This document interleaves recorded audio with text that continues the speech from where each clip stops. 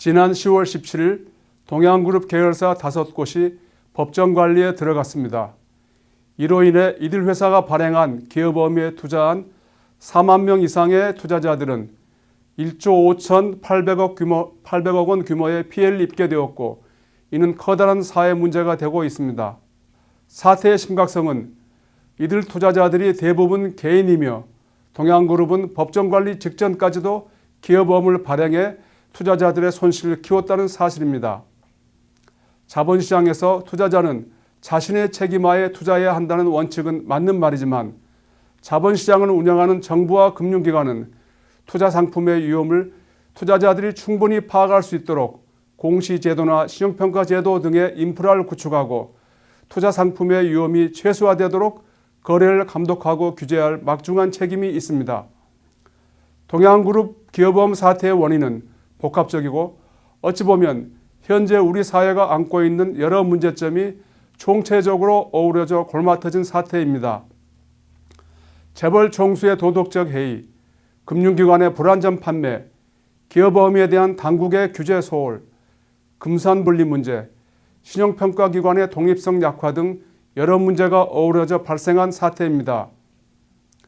여기에서는 신용평가기관이 본연의 기능을 수행하지 못하고 의뢰회사에 애속되어 엉터리 신용등급을 부여한 문제를 중심으로 살펴보겠습니다. 동양그룹의 기업어음에 잠복해 있는 시한폭탄 같은 위험을 개인 투자자들이 깨닫지 못했던 직접적인 원인은 동양그룹이 발행한 기업어음의 신용등급이 지나치게 높게 부여되었기 때문입니다. 이러한 사실은 동양그룹 5개사가 법정그룹을 신청한 직후 신용평가기관들이 이들 회사가 발행한 기업어음의 신용등급을 갑자기 5단계나 낮추었다는 사실만 보아도 명백합니다. 투자자들이 투자에 필요한 정확한 정보를 얻기 위해서는 신용평가기관이 본연의 기능을 제대로 수행해야 합니다. 이를 위해서는 무엇보다도 잘못된 신용평가로 인해 투자자들이 입은 손실을 신용평가기관이 직접 책임을 져야 할 것입니다. 이미 회계법인은 회계감사를 잘못 수행했을 경우 피감사 회사의 주주와 채권자들이 입은 손실을 배상하고 있습니다. 회계법인과 유사한 기능을 수행하는 신용평가기관도 피평가 회사의 투자자들이 입은 손실을 직접 배상해야 함은 너무나 당연한 이치입니다.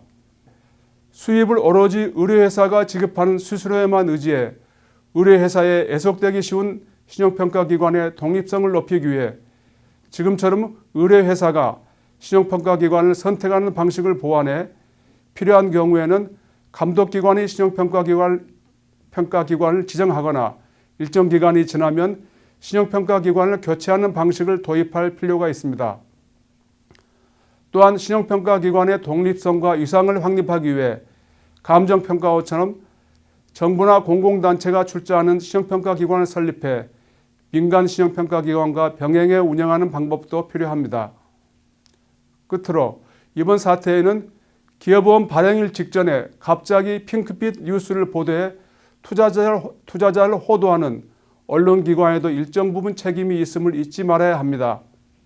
자본시장의 건전한 발전을 통해 국민 경제와 기업의 발전을 도모하기 위해서는 언론의 무책임한 보도에 대해서도 책임을 묻는 제도적 장치를 마련할 필요가 있습니다.